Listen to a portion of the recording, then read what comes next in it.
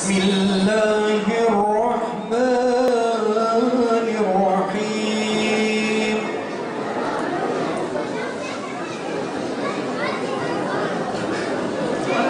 إنا فتحنا لك فتحا مبينا قلب جان dedim boy halık-ı kevnu mekan ve be insan da yazanın bakerem fendenu hem hikmetu ilmu kalem evvelu hem ahire Rabbi azim hem alimu hem kerimu hem rahim malike eflaku asman bahar ver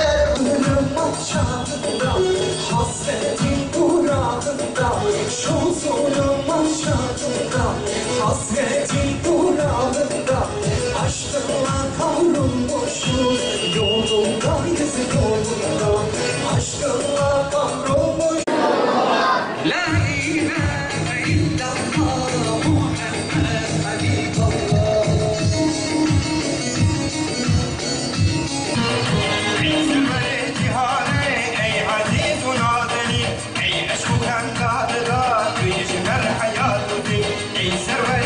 Muhammed Habibullah Düzen demek tezgah demektir. Tezgaha dönüyor. Çarkının dişlileri sağlam.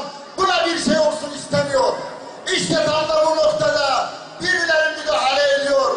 Şimdi Kabe'nin içine 365 tane kabile her gün bir tanesine tahsis edilmiş.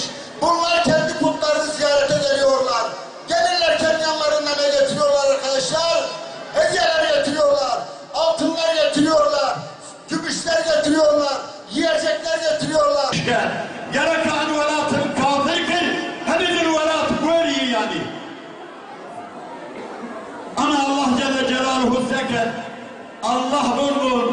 الله بن أو قرآن عظيم الشأن قل ومكر الله والله خير الماكرين ينحنك ينتظارك ينضم محمد النار الله يضم ناره والله خير الماكرين شما بيخرجين او محمد او رجع نشكن خبر بده اما رجع يمك فتحكن بكتر القتال zaten niyet Müslümanın katıl kitab kimdir?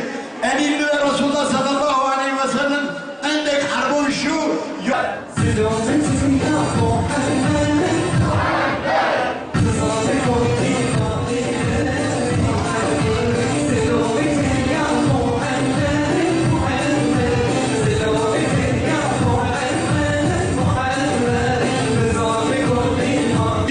Şu söylediklerimizi bizim için yaz. Sana kavuşmaya inanmış ve emirlerini yerine getirmek için burada toplanmışız. Allah'ım biz kendimize ve nefsimize zulüm ettik. Sen bizim küçük ve büyük günahlarımızı bağışla. Amin. Çünkü onları senden başkası bağışlayamaz.